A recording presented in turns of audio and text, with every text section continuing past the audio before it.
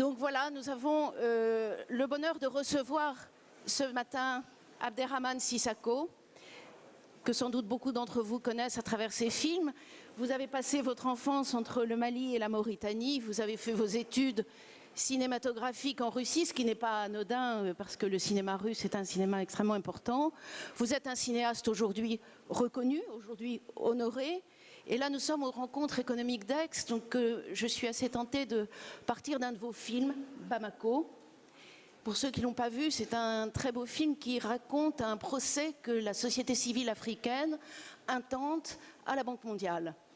Et c'est un procès au cours duquel sont mis en avant ce qu'on appelle les ajustements qui rendent l'Afrique si dépendante et peut-être qui la maintiennent dans la pauvreté. Alors j'ai envie de me tourner vers vous et de vous demander, est-ce que ce message très fort, qui date, sauf erreur de ma part, d'une douzaine d'années à peu près, 12 ans donc après le tournage, est-ce que ce message très fort de méfiance finalement vis-à-vis des grandes institutions internationales demeure? Est-ce que si vous faisiez une suite à Bamako, est-ce que vous enverriez le même message?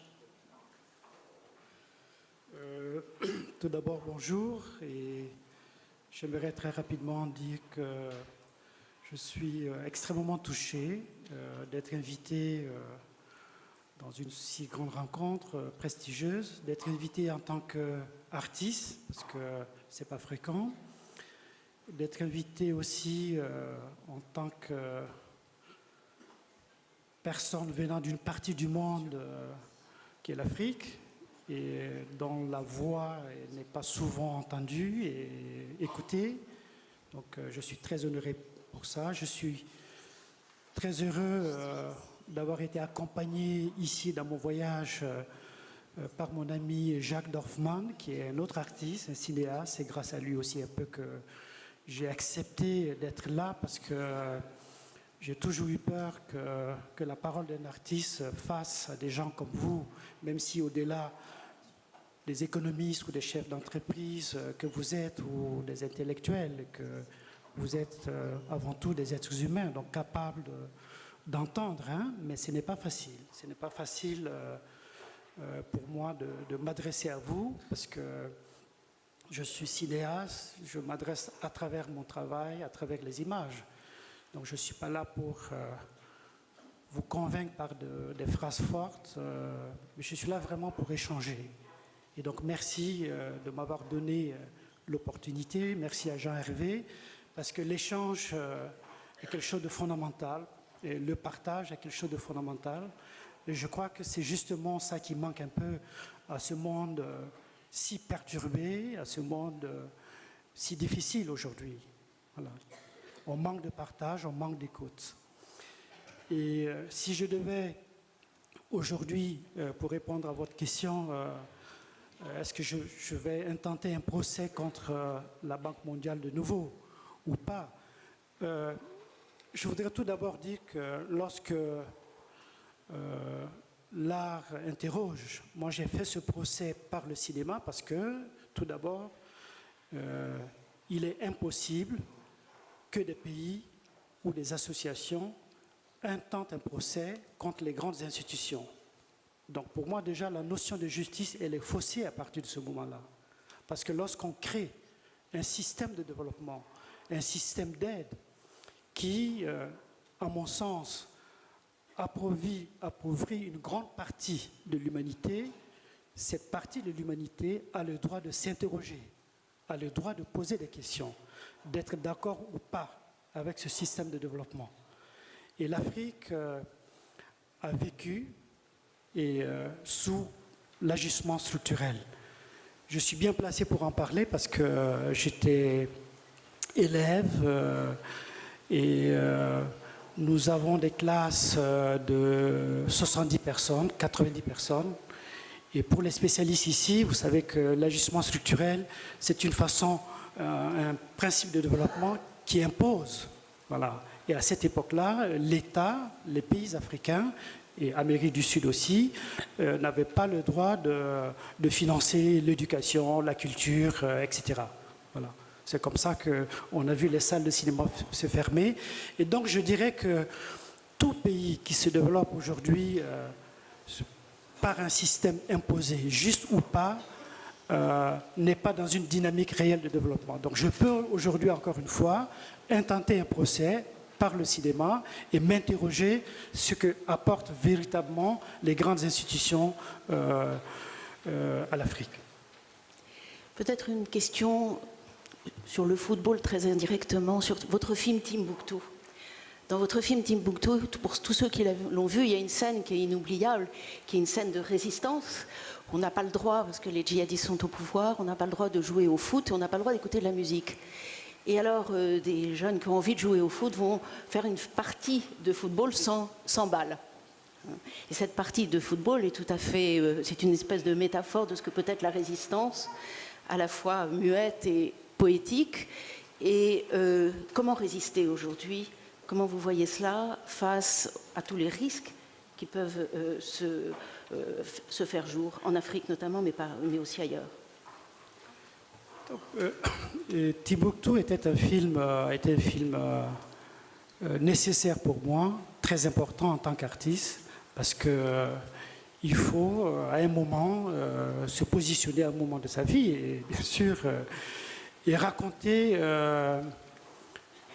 une crise, un lieu, des gens. Vous savez très bien que à cette période, lorsque le Mali était occupé, le nord du Mali, bon, ce qui a déclenché pour moi l'envie de faire le film, c'est la lapidation d'un couple, un homme, une femme, qui ont été lapidés par les djihadistes parce que jugés d'adultère, etc. Et que cette forme de barbarie, qui est l'extrême pour moi, parce que c'est l'extrême de la barbarie pour moi, a très peu été commentée dans la presse, très peu. Voilà, donc une sorte presque d'indifférence à cette forme. Et donc quand on ferme les yeux sur des choses comme ça, on encourage. Donc moi, il fallait en parler. Donc il fallait parler de la révolte, même si elle était silencieuse, de centaines de milliers de gens dont on ne parlait pas, parce que c'est ça aussi. Quand on prend en otage 5 Français, on va en parler pendant 6 mois. Mais c'est 200 000 personnes qui sont prises en otage. Et il faut parler de ça. Voilà. Et donc j'avais le sentiment qu'il y a un rapport avec la victime de la presse en général, pas seulement française. Hein. Et on parle beaucoup plus de la victime lorsqu'elle nous ressemble, en fait. Mais quand la victime ne nous ressemble pas, on s'éloigne et là, on a tendance à encourager des choses, alors que l'humanité, chaque personne doit se positionner à chaque fois. J'ai voulu faire un film de résistance pour aussi marquer quelque chose qui était que, et bien sûr, même si Timbuktu a été libéré par ce qu'on appelle Serval, je voulais insister sur le fait que la vraie libération de tout peuple, c'est la résistance des femmes et des hommes. C'est ceux qui sont capables de, pas par la violence forcément, mais qui sont capables de se dresser, de se révolter. Et voilà, je savais, je comprenais le courage de ces femmes-là et de ces hommes, et je voulais les raconter.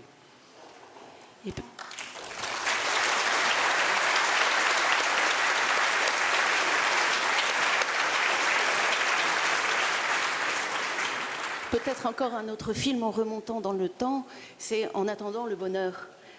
Très beau film dans lequel un jeune Malien, candidat au départ en Europe, attend donc la possibilité de partir, et il y a une scène terrible d'un cadavre qui a été rejeté sur la plage. Alors comment agir pour que la migration soit, moins qu'aujourd'hui, une des seules voies pour certains jeunes qui pourraient former les élites de demain et qui sont tentés de partir, et au péril de leur vie d'ailleurs. Et je dirais réciproquement, comment voyez-vous l'accueil dans les pays européens et autres, et comment mieux accueillir ceux qui décident finalement de partir? Bon, moi j'ai envie très sincèrement de... J'ai bien sûr pas de cours d'histoire à donner, hein, mais quand on voit... on sait que l'Amérique s'est peuplée à un moment de son histoire par des Irlandais, des Italiens. Pourquoi? Parce que ces pays-là vivaient un moment difficile de leur histoire. La France, pareil. La France a été peuplée d'Espagnols, de Portugais, d'Italiens, à un moment de leur histoire aussi, politique, de souffrance, et ils sont arrivés. Et ces Espagnols et Portugais, etc., n'ont pas été bien accueillis en France. Ils ont été rejetés, ça a été très difficile. Mais ils sont devenus voilà, des gens comme vous en face, mélangés, voilà, des Français, des Européens. Et je pense que c'est cette dimension qu'il va falloir considérer dans le mouvement des hommes et des femmes, de ce qui nous arrive à travers le monde. Si les Syriens sont aujourd'hui au port de l'Europe, ils n'ont pas cherché à venir. Il y a 5 ans, ces femmes et ces hommes syriens, ces enfants, vivaient une vie, quelle qu'elle soit, tranquille ou pas tranquille, mais vivaient une vie, n'avaient pas d'objectif, voilà, de venir. Donc, ce n'était pas une menace. C'est parce que des guerres se font par-ci, par-là et que ça amène les gens. Et si des Africains, des Maliens, comme vous avez cité dans le film En attendant le bonheur, viennent, ou des Nigérians, des Ghanéens, c'est parce que, en ce moment, dans leur développement, la pauvreté amène tous ces gens à bouger. Il est clair, on n'a pas le temps d'en discuter, qu'il y a un continent qui s'enrichit et qui appauvrit l'autre. C'est ça la réalité. Il y a eu une relation entre l'Europe et l'Afrique, pour dire les choses, qui ont été terrifiantes. Et souvent, c'est mal accepté de dire que la rencontre entre l'Afrique et l'Europe a été une rencontre violente. C'est ça. C'est lorsque l'Europe était dirigée par des capitaines d'industrie que l'Europe s'est propagée, que l'Europe est allée vers l'autre continent. Voilà, par cette façon. Et quelque part, je dirais aujourd'hui encore, il y a toujours ça. Hein. Il y a l'économie qui privilégie, qui est la force, qui s'impose un peu partout. Et j'ai un ami à qui je disais, mais je vais venir parler peut-être à Aix devant des économistes, des spécialistes, qu'est-ce que tu en penses? Il m'a dit, mais c'est très compliqué pour nous, la mondialisation, la globalisation. Et dans cet exemple-là, la mondialisation, c'est peut-être une bonne chose pour nous. Et, nous sommes une culture de l'oralité, mais aujourd'hui, pour se parler, on est obligé de payer. C'est ça la réalité. Voilà. Donc encore une fois, les grandes sociétés s'enrichissent en Afrique, comme la téléphonie, et vous savez qu'une famille en Afrique aujourd'hui dépense 10 fois plus dans la communication que dans les médicaments ou dans l'éducation. C'est ce mode qu'on nous a imposé encore. Donc il faut réfléchir. Tant qu'on va appauvrir l'autre, le déposséder de sa force, qui est vive, hein, on a vu Gassama escalader 4 étages, hein, donc ce sont des vraies forces. Voilà. Et donc il faut qu'il y ait une réflexion de partage réel. Je sais que ça ne se décrète pas, mais voilà. Tant qu'il y aura des pauvres de l'autre côté, tant qu'il y aura cette injustice de l'autre côté, le monde va venir vers ici, qu'on place des barrières, que l'Europe place des murs ou pas, voilà, il y aura cette situation dramatique. Et je pense qu'il faut une ouverture réelle. Et il faut une ouverture réelle vers les immigrants, parce que contrairement à ce qu'on fait croire aux gens, c'est que la France n'est pas accueillante, ce n'est pas vrai. Il y a des Français qui sont beaucoup plus nombreux qu'on imagine, qui sont ouverts à ça. Mais on cultive la peur chez les gens et ce n'est pas normal.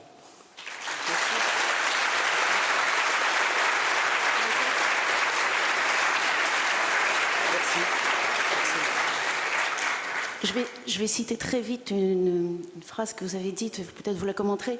Il n'y a pas une Europe heureuse et une Afrique malheureuse ou vice-versa. Si aujourd'hui l'Afrique peut être le miroir d'une souffrance, très vite cela peut arriver en Europe. Cette phrase est un petit peu angoissante. Qu'est-ce que vous vouliez dire? Je veux dire par là, lorsqu'une partie du monde souffre par des responsabilités qui sont diverses. Quand je parle de responsabilité de l'Europe, sachez ô combien je suis conscient de notre propre responsabilité, de la responsabilité de nos dirigeants. Il y a des gens qui sont intervenus ici avant moi, je ne sais pas ce qu'il a dit. Voilà, donc je pense qu'il y a une responsabilité des politiques africaines, certainement, mais il faut des États véritablement indépendants, etc. Je voulais dire par là que, certes, il y a une Afrique qui souffre, que la souffrance, lorsqu'un espace est fragile et qu'il y a un choc, et bien évidemment, on voit la souffrance là-bas. Mais il y a des gens qui souffrent en Europe de la même façon, pas en masse comme par des politiques d'ajustement. Moi, je vois, parfois je rencontre, il n'est pas normal qu'une société qui est riche, qui a formé des gens, qui sont des ingénieurs, qui sont des économistes ou qui sont, voilà, qui à 50 ans sont au chômage, se retrouvent dans la rue. C'est violent. C'est quoi ce développement qui dépossède une partie des gens de leur... Ça, c'est terrifiant. Donc, ce sont des grandes réflexions qu'il faut. On voit ça aujourd'hui en Afrique, les conséquences sont visibles en Afrique, mais quand on fait attention au monde, même si tout le monde n'est pas au chômage, il y a une peur qui s'est installée chez les gens. Et lorsque la peur s'installe chez quelqu'un, même s'il travaille, il a peur de l'autre. Voilà, parce qu'il pense justement, il pense que son problème, c'est celui qui a nagé et qui arrive en Europe pour prendre son travail, alors que ce n'est pas vrai. Donc la société est riche, elle crée avec beaucoup d'intelligence des gens forts dans l'esprit, mais fragiles. Voilà. C'est une société riche qui fragilise les gens. Donc l'humanité est fragilisée dans une politique de développement et d'avancée qu'elle a inventée qui ne me semble pas juste du tout. Merci.